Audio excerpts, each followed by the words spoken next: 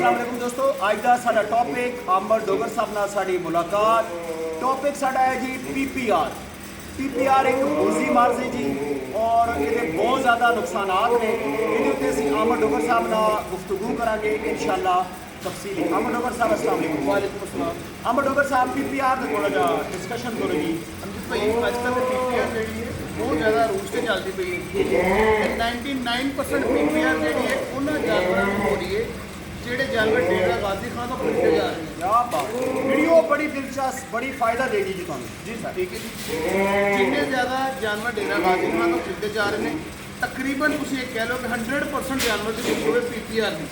अच्छा मेरी दोस्तां के एक रिक्वेस्ट कह लो, एक इल्तजा कह लवो कि बराए मेहरबानी इन्होंने दिनों के उस उन्होंने इलाकों तो जानवर खरीदन तो या मंडियां तो जानवर खरीदन तो थोड़ा बहुत हाथ होला रखो। वो रीज़न है वे कि अमजद भाई मंडियों में कोई पता नहीं होता कि जानवर कितों आया कितों नहीं आया।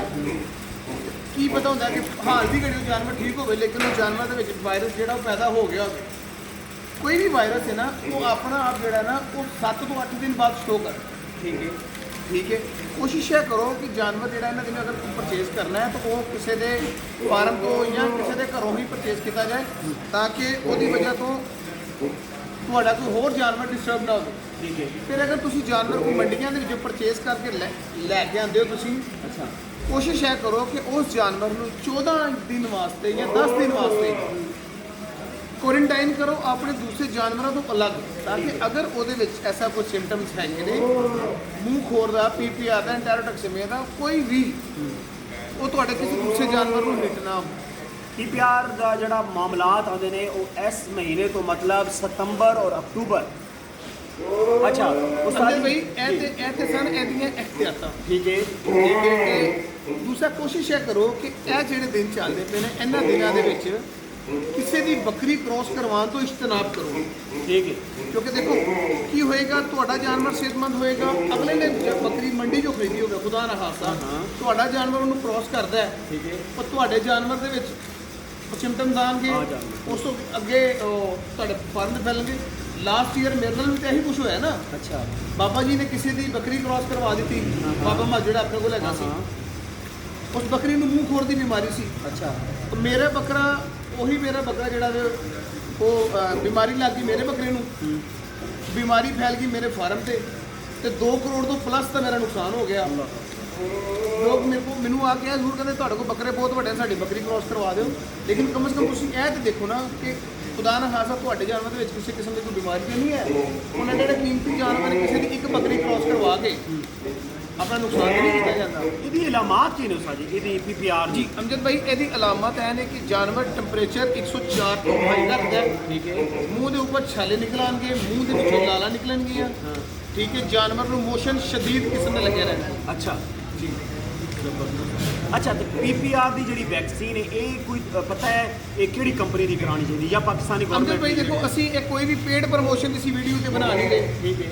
डिफरेंट मैडिकल स्टोर से डिफरेंट डॉक्टरों कोल ने वो अलग अलग मेडिसिन ने जेड़ा भी बंदा अगर कोई किसी मैडिकल स्टोर वाले नाल राबते दे विच वो ओदे कोलों परचेज कर लवे। अगर कोई अच्छा डॉक्टर तुहाडे कॉन्टैक्ट दे विच है तो ओदे नाल राबता करो आके तुहाडे जानवर नूं जेड़ा है ना वैक्सीन कर दे, क्योंकि साडी कोई पेड प्रमोशन वीडियो है बिल्कुल इसी तरह नहीं जेड़ा असी किसी स्पेसिफिक मेडिसिन अपना नाम जो लईए। साड़ा एक्सपीरियंस है वो जनाना शो कर।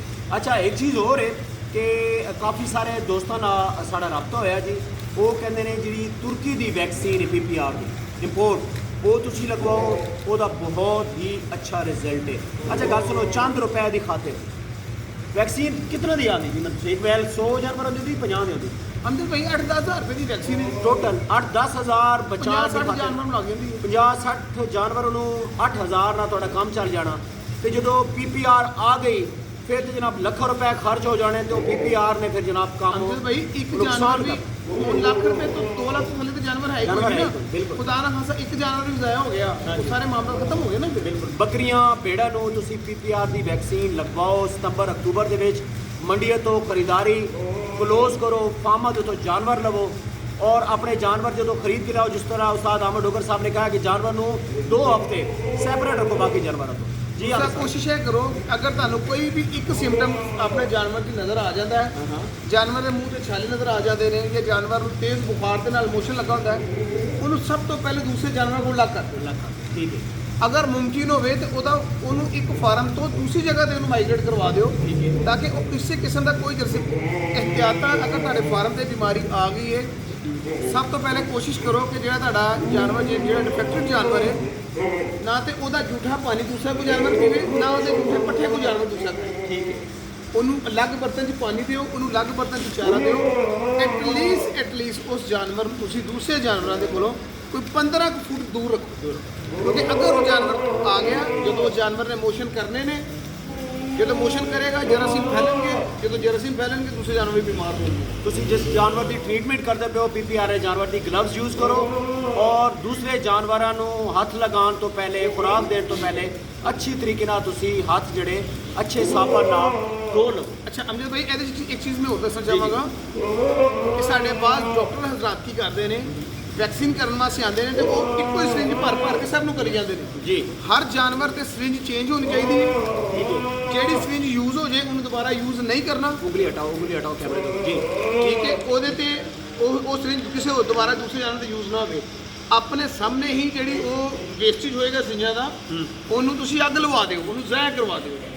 ਕਿਉਂਕਿ ਅਮਜਦ ਭਾਈ ਬਿਮਾਰੀ ਫੈਲਦੀ ਇਸ ਤਰ੍ਹਾਂ ਹੈ ਕਿ ਅਗਰ ਇੱਕ ਇੰਜੈਕਸ਼ਨ ਦੇ ਨਾਲ ਮੈਂ ਇੱਕ ਜਾਨਵਰ ਨੂੰ ਇੰਜੈਕਸ਼ਨ ਲਗਾਇਆ ਹੈ, ਉਸੇ ਟੀਕੇ ਦਾ ਮੈਂ ਦੂਸਰੇ ਫਾਰਮ ਤੇ ਜਾ ਕੇ ਅਗਰ ਇੰਜੈਕਸ਼ਨ ਲਗਾਵਾਂਗਾ ਤਾਂ ਉਹ ਆਟੋਮੈਟਿਕਲੀ ਬਿਮਾਰੀ ਜਿਹੜੀ ਹੈ ਉਹ ਮੇਰੇ ਫਾਰਮ ਤੋਂ ਦੂਸਰੇ ਫਾਰਮ ਤੇ ਚਲੀ ਜਾਏਗੀ। ਬਿਲਕੁਲ ਸਹੀ ਹੈ। ਅਗਰ ਕਿਸੇ ਦੋਸਤ ਦੇ ਜਾਨਵਰ ਨੂੰ ਇਹ ਪ੍ਰੋਬਲਮ ਹੋ ਗਈ ਹੈ, ਇਲਾਜ ਮੈਂ ਉਹਦਾ ਦੱਸ ਦੇਣਾ ਵਾ। ਇੱਕ ਗੱਲ ਜ਼ਿਹਨ ਦੇ ਵਿੱਚ ਇਹ ਰੱਖਣੀ ਹੈ ਕਿ PPR ਦੇ ਵਿੱਚ 50% ਜਾਨਵਰ ਦੇ ਬਚਣ ਦੇ ਚਾਂਸਸ ਹੁੰਦੇ ਨੇ, ਠੀਕ ਹੈ। 50% ਜਾਨਵਰ ਦੇ ਮਰਨ ਦੇ ਚਾਂਸਸ ਹੁੰਦੇ ਨੇ। ਲੇਕਿਨ ਜਦੋਂ ਖੁਦਾ ਨਾ ਖਾਸਾ ਕਿਸੇ ਨੂੰ ਬਿਮਾਰੀ ਲੱਗ ਜਾਂਦੀ ਕਿਸੇ ਦੇ ਫਾਰਮ ਤੇ, ਲੋਕੀ ਮੈਂਟਲੀ ਤੌਰ ਤੇ ਇੰਨੇ ਕੁ ਜ਼ਿਆਦਾ ਸਟ੍ਰੈਸ ਲੈ ਜਾਂਦੇ ਨੇ ਕਿ ਉਹ ਜ਼ਿਹਨੀ ਤੌਰ ਤੇ ਆਪਣੇ ਆਪ ਨੂੰ ਬਰਬਾਦ ਸਮਝਦੇ ਨੇ। ਲੇਕਿਨ ਐਸੀ ਕੋਈ ਗੱਲਬਾਤ ਨਹੀਂ ਹੈ। ਜਦੋਂ ਤੁਹਾਨੂੰ ਲੱਗੇ ਕਿ ਤੁਹਾਡੇ ਕਿਸੇ ਜਾਨਵਰ ਨੂੰ PPR ਦੀ ਬਿਮਾਰੀ ਆ ਗਈ ਹੈ, ਕੋਸ਼ਿਸ਼ ਇਹ ਕਰੋ 5 ਗ੍ਰਾਮ ਦੇ ਟੀਕੇ ਦੇ ਵਿੱਚ ਏਵਲ ਮਿਕਸ ਕਰੋ, ਜਾਨਵਰ ਦੇ ਬੋਡੀ weight ਦੇ ਮੁਤਾਬਿਕ ਉਹਨੂੰ ਉਹ ਲਗਾਓ, ਨਾਲ ਤੁਸੀਂ ਜਾਨਵਰ ਨੂੰ ਪੈਨਾਕਾਰਡ ਲਗਾਓ। ਠੀਕ ਹੈ। ਠੀਕ ਹੈ। ਮੋਸ਼ਨ ਵਾਸਤੇ ਤੁਸੀਂ ਆਪਣੇ ਜਾਨਵਰ ਨੂੰ ਸਿਕਿਉਰਸ ਜਾਂ ਉਸ ਤੋਂ ਇਲਾਵਾ ਕੋਈ ਵੀ ਮਤਲਬ ਕਿ ਅੱਛਾ ਲਿਕਵਿਡ ਜਿਹੜਾ ਮੋਸ਼ਨ ਨੂੰ ਰੋਕੇ, ਆਪਣੇ ਜਾਨਵਰ ਨੂੰ ਉਹ ਲਗਾਓ। ਜਾਨਵਰਾਂ ਦਾ ਵੰਡਾ ਬੰਦ ਕਰਕੇ ਕੋਸ਼ਿਸ਼ ਇਹ ਕਰੋ ਕਿ ਅਗਰ ਤੁਸੀਂ ਜਾਨਵਰ ਨੂੰ ਸਾਈਲੇਜ ਵਗੈਰਾ ਦੇ ਰਹੇ ਹੋ, ਸਾਈਲੇਜ ਦਿਓ, ਗੰਦਮ ਸ਼ੰਦਮ ਇਹ ਉਹ ਹਰ ਕਿਸਮ ਬੰਦ ਕਰ ਦਿਓ। ਅਗਰ ਜਿਹੜੇ ਜਾਨਵਰ ਨੂੰ ਮੋਸ਼ਨ ਲੱਗੇ ਨੇ ਜਾਂ ਜਿਹੜੇ ਜਾਨਵਰ ਬਿਮਾਰ ਹੋ ਚੁੱਕੇ ਨੇ ਉਹਨਾਂ ਨੂੰ, ਠੀਕ ਹੈ। ਸੈਕਿੰਡ, ਅਗਰ ਤੁਸੀਂ ਸਬਜ਼ ਚਾਰਾ ਦੇ ਰਹੇ ਹੋ ਆਪਣੇ ਜਾਨਵਰ ਨੂੰ, ਬਿਲਕੁਲ ਸਬਜ਼ ਚਾਰਾ ਦਿਓ। ਛਾਲੇ ਮੂੰਹ ਵਿੱਚ ਅਗਰ ਨਿਕਲ ਆਏ ਨੇ, ਕਿਉਂਕਿ ਪੀਪੇ ਵਿੱਚ ਛਾਲੇ ਬਹੁਤ ਜ਼ਿਆਦਾ ਨਿਕਲਦੇ ਨੇ, ਅੱਛਾ, ਸੋਮੋ ਜੈਲ ਯੂਜ਼ ਕਰੋ, ਠੀਕ ਹੈ। ਗ੍ਰੈਸਲਿਨ ਯੂਜ਼ ਕਰੋ। ਅਗਰ ਇਹ ਦੋ ਚੀਜ਼ਾਂ ਅਵੇਲੇਬਲ ਨਹੀਂ ਹੈਗੀ, ਮੱਖਣ ਦੇ ਉੱਪਰ ਹਲਦੀ ਲਗਾ ਕੇ ਤੁਸੀਂ ਦੇ ਸਕਦੇ ਹੋ, ਮੱਖਣ ਦੇ ਉੱਪਰ ਗਲੂਕੋਜ਼ ਲਗਾ ਕੇ ਤੁਸੀਂ ਆਪਣੇ ਜਾਨਵਰ ਨੂੰ ਦੇ ਸਕਦੇ ਹੋ, ਤਾਂ ਕਿ ਜਿੰਨੀ ਜ਼ਿਆਦਾ ਖਿਚਾਓ ਪਏਗਾ, ਜਾਨਵਰ ਮੂੰਹ ਖੋਲੇਗਾ ਜਦੋਂ, ਉਹ ਓਨਾ ਹੀ ਜ਼ਖਮ ਫਟੇਗਾ। ਠੀਕ ਹੈ। ਅਗਰ ਸਕਿਨ ਨਰਮ ਰਹੇਗੀ ਤਾਂ ਜ਼ਖਮ ਫਟੇਗਾ ਨਹੀਂ। ਕੋਸ਼ਿਸ਼ ਕਰੋ ਜਾਨਵਰ ਨੂੰ ਉਗਾਲੀ ਜ਼ਿਆਦਾ ਤੋਂ ਜ਼ਿਆਦਾ ਕਰਵਾਉਣ ਦੀ। ਸਬਜ਼ ਚਾਰਾ ਦਿਓਗੇ ਤਾਂ ਜਾਨਵਰ ਉਗਾਲੀ ਜ਼ਿਆਦਾ ਤੋਂ ਜ਼ਿਆਦਾ ਕਰੇਗਾ। ਬਸ ਅਮਜਦ ਭਾਈ ਇਹ एहतियात ने जबरदस्त ठीक है। अगर ये मुताबिक चलेंगे तो इंशाअल्लाह जी दोस्तों जितना भी साड़ा एक्सपीरियंस है असी अपने ज़ाती तजर्बे के बुनियाद उत्ते वीडियो बना रहे हैं जी। तो वीडियो अच्छी लगे वीडियो को लाइक और शेयर जरूर करना। मिलते हैं नेक्स्ट खूबसूरत जी वीडियो के नाल। अल्लाह हाफ़िज़।